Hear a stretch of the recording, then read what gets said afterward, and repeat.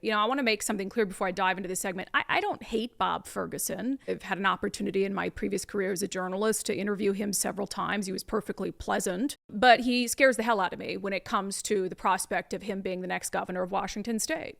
I hope it also comes across to people, even if you don't agree with me, that I love this state. I genuinely want this state to succeed. I am personally saddened, I think, terrified by the prospect of what's been happening to our state continuing. You watch for so many years the crime crisis spiral out of control, and you watch, people who are dying in filth and squalor on park benches, with needles in their arm, their skin gray, and you see those pictures over and over, and you just look at that and you think, well, this cannot be the state of Washington. This cannot be this wonderful state with all this potential, just allowing this to happen in one of the most beautiful cities, in Seattle, in the world. At least it was when I moved here 15 years ago. So, my criticisms come from a place of love, fear, concern, and anger sometimes at where we've allowed the state to go. And so I just want to set it there. And I think yesterday I found myself just deeply upset.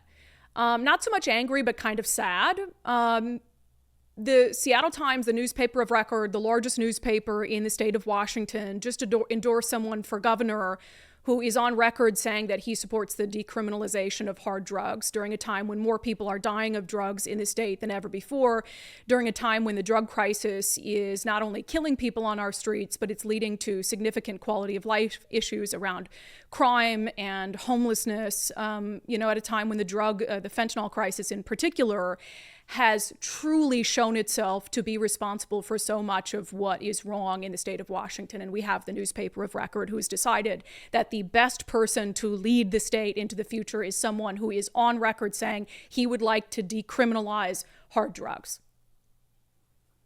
I have a hard time making sense of that. That makes me sad. So the Seattle Times came out in its endorsement of Bob Ferguson.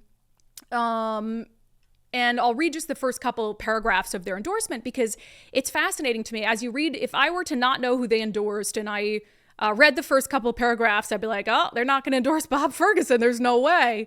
It says, an education system failing to produce expected outcomes, transportation projects wildly over budget, concerns about community safety, metastasizing into outright fear. The next governor of Washington will face all these challenges and many more in an atmosphere of increased political polarization and coarsening civic discourse. So I read that and I think, okay, the Seattle Times editorial board gets it.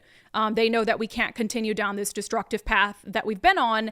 And then in the same breath, they endorse the man who is the most status quo candidate of any of the 28 candidates in the race for governor. They said of the 28 gubernatorial candidates on the primary ballot, Democrat Bob Ferguson is best positioned to lead Washington through the next 4 years.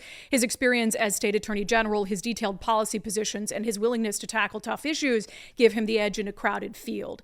That is mind-boggling to me. And actually, it was really surprising to me. And let me also preface this by saying I don't think the Seattle Times, who they endorse, is the end-all be-all. Now, in an election year where the sitting governor is not running again, we know that those races are particularly close. So the Seattle Times has a readership that I would say is center-left. And so they have an important readership in that regard when it comes to movable Democrats, the movable middle, and independents. And I really believe that this race comes down to 150,000 or so independent-minded voters who are going to decide who is going to be the next governor. And you have the Seattle Times editorial board telling them that despite all the things they outlined that are wrong in the state of Washington, the guy best suited to improve things is the guy most closely aligned politically with the governor who's run the state for the last 12 years. That boggles the mind. It doesn't make any sense. There's no explanation. I could have the entire Seattle Times editorial board in here sitting with me explaining their decision, and they would not be able to make sense of it because their own article, it was interesting. They go on to say, it was like an endorsement with a bunch of caveats. To which I think, well, why even endorse in the race at all? They said the editorial board makes this decision with caveats. The good Bob Ferguson is smart, hardworking, and fearless. The other Bob Ferguson can occasionally appear petty, pushy, and overly ambitious. It seems Ferguson has spent his entire political career in service of a run for the governor's mansion.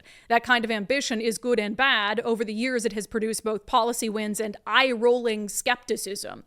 And then they, detail all these areas where he's failed.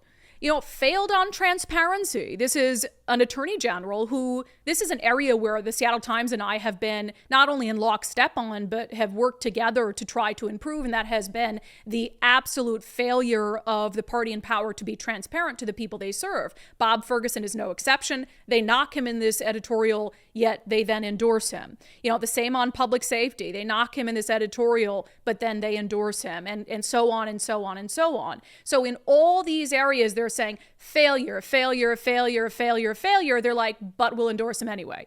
But we'll endorse him anyway. But we'll endorse him anyway. And that is the exact mindset that got us into this situation to begin with. That is how we're here. Voters, editorial boards, people with platforms railing on issues the state is facing, and then in the same breath or in the same action, keeping the exact same people in power. Do we not see that that doesn't make any sense? You look at the crisis that we are facing in the state of Washington, and your answer to that crisis is to keep going down that trajectory. That makes you complicit. That makes you culpable for the people dying on our streets. That makes you complicit for the people who are being shot to death and murdered in record numbers.